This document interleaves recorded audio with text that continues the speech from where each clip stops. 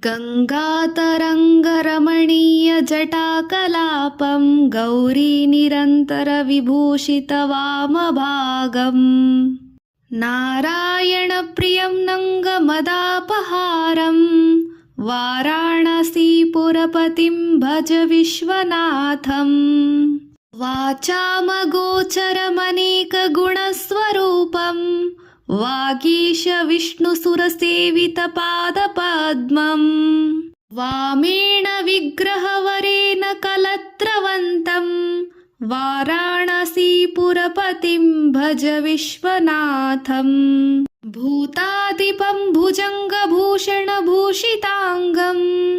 व्याघ्राञ्चिनाम्बरधरं जटिलं त्रिनेत्रम्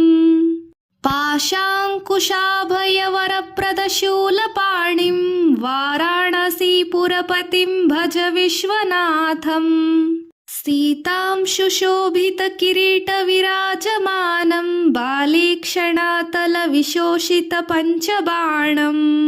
नागादिपारचितबासुरकर्णपूरं वाराणसीपुरपतिं भज विश्वनाथम् पञ्चाननं दुरितमत्तमतङ्गजानां नागान्तकं धनुजपुङ्गवपन्नगानां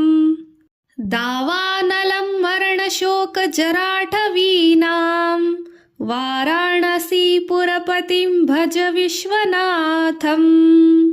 आशां विहाय परिवृत्य परस्य निन्दां पापेरतिं च सुनिर्वाय च मनसा माधो आधाय वृत्कमलमध्यङ्गतं परेशं वाराणसीपुरपतिं भज विश्वनाथम् रागादिदोषरहितं स्वजनानुरागं वैराग्यशान्तिनिलयं गिरिजासहायम् माधुर्यधैर्यसुभङ्गगराळाभिरामं वाराणसीपुरपतिं भज विश्वनाथम् वाराणसीपुरपते स्तवन्नं शिवस्य व्याख्यातम् अष्टकमिदं पठते मनुष्य विद्यां श्रियं विपुल्लसौख्यमनन्तं कीर्तिं सम्प्राप्य देवं निलये लभते च मोक्षम् विश्वनाथाष्टकमिदं पुण्यं यः पठे शिवसन्निधौ